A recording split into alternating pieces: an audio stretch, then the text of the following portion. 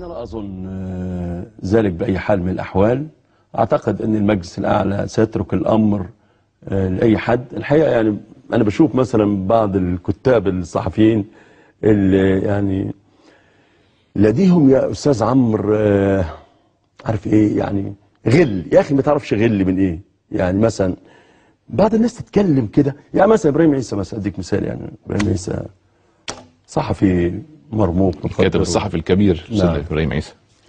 أحكي لك بس رواية وأنا قلتها ولا أستطيع أن أنفيها. يعني في يوم من الأيام، يوم ما أحيل للمحاكمة من حوالي 3-4 سنين، في الأول المحاكمة الأولانية أحيل لمحكمة أمن الدولة طوارئ.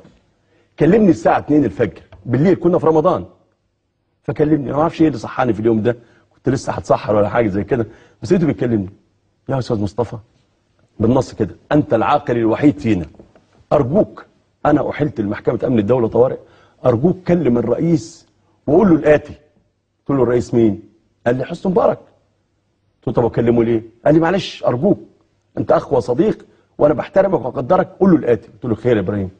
نمرة واحد، أن إبراهيم عيسى مستعد أن يعتذر على صفحة كاملة، هي الصفحة الأولى، موضوع الحالة الصحية والبتاع. فأنا اتخذت، قلت له: في الصفحة كاملة؟ قال لي: أيوه، أعتذر وممكن تشوف الصفحة كمان. نمرة 2، إبراهيم عيسى مستعد يسافر ويترك البلد وما يقعدش. نمرة 3، أستقيل من رئاسة تحرير الدستور.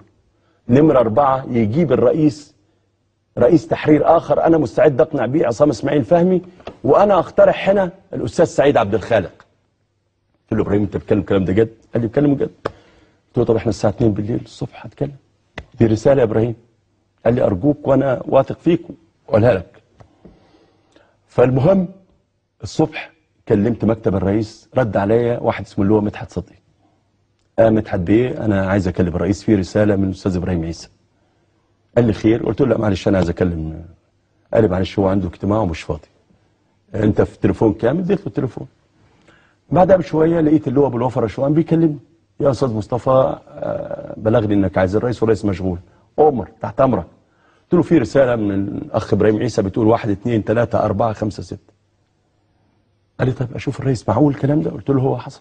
بعد ساعة كلمني قال لي: الرئيس بيقول لك بلغ إبراهيم عيسى إنه مش عايز أي اعتذار ولا حاجة، إنه مش عايزه يستقيل من الدستور ومش عايزه يسافر وما عندوش رئيس تحرير تاني، وقول له ما يخافش من المحاكمة، إذا حصل حاجة إن شاء الله الرئيس هيطلب العفو، ما تقلقش. فأنا خلاص يعني ما كلمتش إبراهيم عيسى، قلت خلاص الموضوع كده انتهى وبتاع. فوجئت بعدها بكام يوم مقال في الدستور في الصفحة الأولى أنني اتصلت بالنائب المحترم مصطفى بكري وطلبت منه أن يبلغ السيد الرئيس بأنني مستعد أن أستقيل من الدستور في مقابل أن يعفو الرئيس عن رؤساء التحرير الأربعة ويوقف محاكمتهم. أنا ضربت كف على كف وقلت حسبنا الله ونعم الوكيل. يعني يا أستاذ عمرو أنا أبقى واضح. طبعا هذه الرواية على مسألة، لا ده أنا نشرتها في مجلة الإذاعة والتلفزيون وما يقدرش ينكرها. وعلى فكرة اكتشفت إنه قال الحكاية دي لحد تاني وطلب منه واسطة برضه، والإعلامي برضه معروف وموجود. فكتبتها في الإذاعة. مش معانا أستاذ إبراهيم عشان يرد على هذا الكلام. أنا أقول هذا الكلام للتاريخ، أنا فكرة ما قلتوش من الكلام ده من زمان، هو يعرف كويس قوي كل كلمة بقولها صح.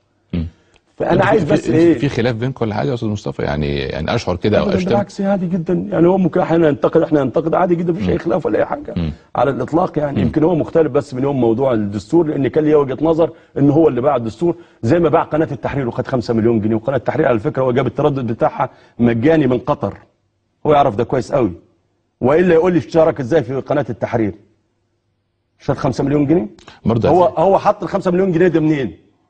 برضو دي كلها معلومات انا ما عنديش خلفيه عنها. ما عندكش. يعني انا اللي انا عايز اقوله انه مش معانا استاذ عمرو، اللي انا عايز اقوله بس حق الرد يكون مكفول له. اللي انا عايز اقوله بس ايه؟ أيوه. رحمه بهذا البلد، ما تقعدش تضرب كلوبات ومن تحت تعمل شغل.